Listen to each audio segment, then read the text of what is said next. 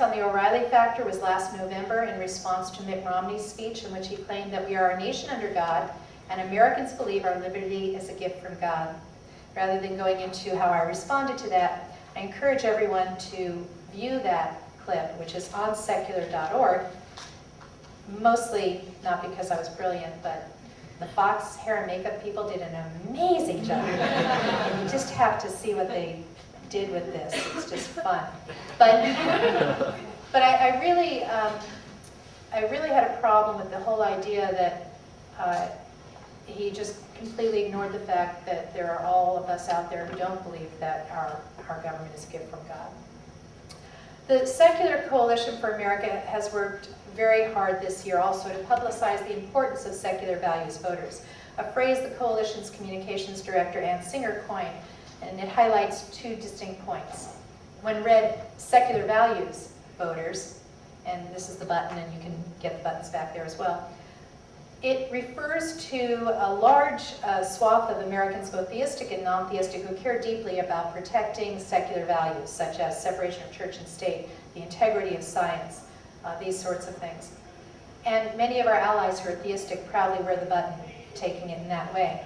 We could, on the other hand, read the phrase as secular values voters, indicating to those who use the label secular to indicate a lack of creedal belief that I identify as a secular person and I am a values voter. Of course, that means that I have values, a fact which many Americans seem unable or unwilling to grasp. So the Secular Coalition launched an election resource website, which is linked from its main website, secular.org. And election resources can be found also directly at election08.secular.org. Now, the only issues that the Secular Coalition for America addresses are those concerning church-state separation. So I haven't mentioned the war, because many of you think that the war is not a church-state issue. Well, if that's what you're thinking, then you're thinking of the wrong war. As much as you might have your minds on the more unimportant events going on in places like Iraq, this is the season that we're coming up to in which Bill O'Reilly reminds us each year of which war is the most important to our civilization, his war on Christmas. Since Bill has had me on his show in 2005 and 2006 to discuss this important issue, I thought I would show you that second, or a couple of minutes from that second appearance. And let's see, is that the, yeah, that's the one. Okay, this time I know how to do it. And here we go. So if you could take the screen away and hit play. Oh, I thought I knew how to do it. Oh, come on. Wrong one. Okay. Well, maybe I won't show you that. All right, this might be it. Go. The phrase Merry Christmas, when people used to say Merry Christmas to me, it used to be a really lovely greeting filled with love of the season and all of that.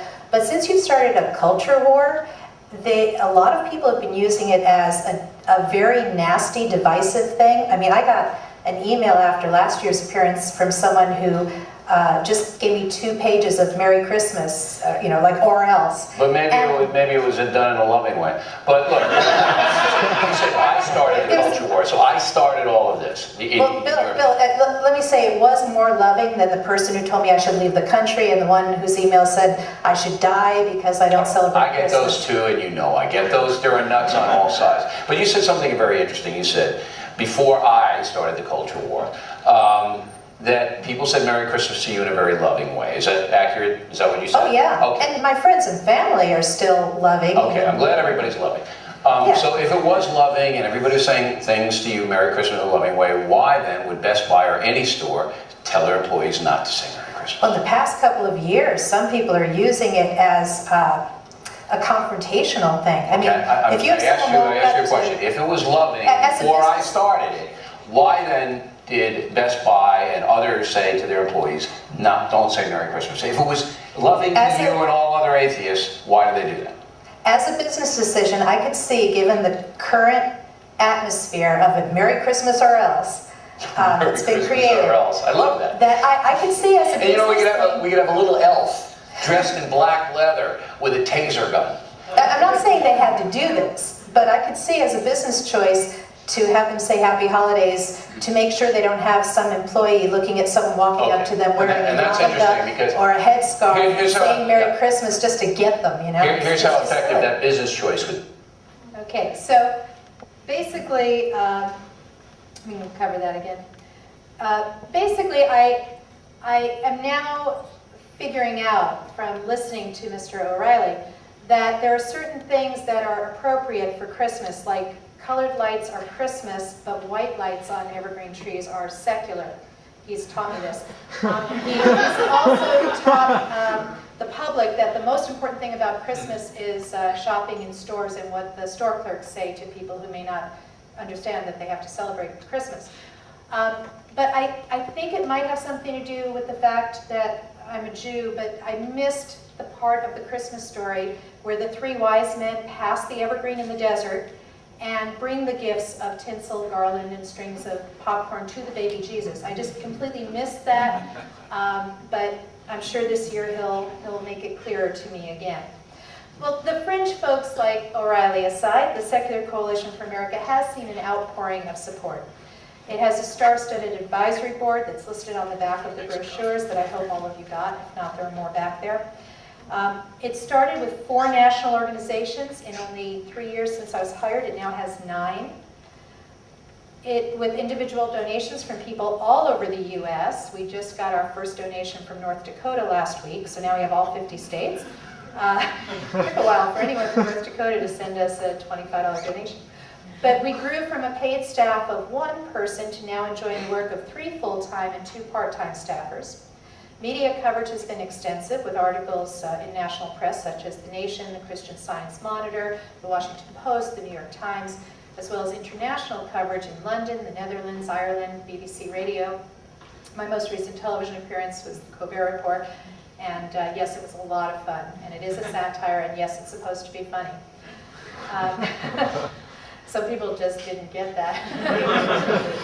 The other thing, so I do encourage people, rather than me listing all of the media, because there's probably over 100 pieces in the last 3 years, to take a look at the website, secular.org, and it has all of it on there. The other thing I encourage everyone to do on that website, if you haven't already done so, there were a lot of hands, so that's good when I asked about this, but if you haven't already done so, please sign up for our email alerts. And as I said, we often just quietly kill bills via lobbying, but every now and then we need that grassroots action. When a Congress member has already heard from a few hundred of their own constituents before I walk into a lobby visit to discuss an issue, it does make a tremendous difference. Other things that you can do to help in all of our efforts include writing letters to the editor, letters to your student newspapers, op-eds, participating in Secular Coalition for America's annual lobby days in Washington, D.C. We do them every year. 2009 should be sometime in September, and we'll give the folks in our e-alert system at least 4 months advance notice so you can prepare.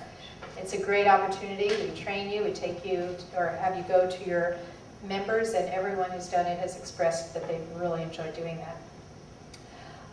And support groups like the groups that are sponsoring tonight's event. That makes a huge difference.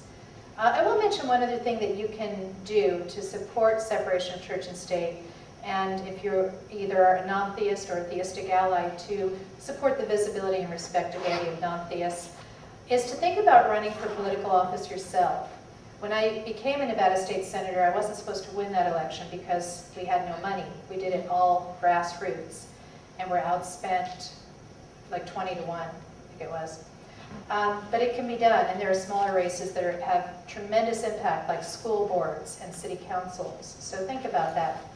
And for anyone who's constrained in terms of time, and I shouldn't even say this to a student group, but not financial resources, organizations like the Secular Coalition for America, the Orange County Atheists, the local student group here, his name I'm blanking on.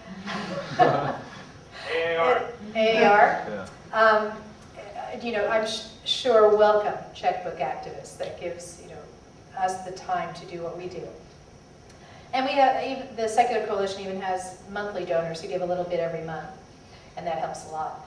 So I'm overjoyed at the success that the Secular Coalition for America is having in the nation's capital. I am hearing more inclusion of our constituency in Congressman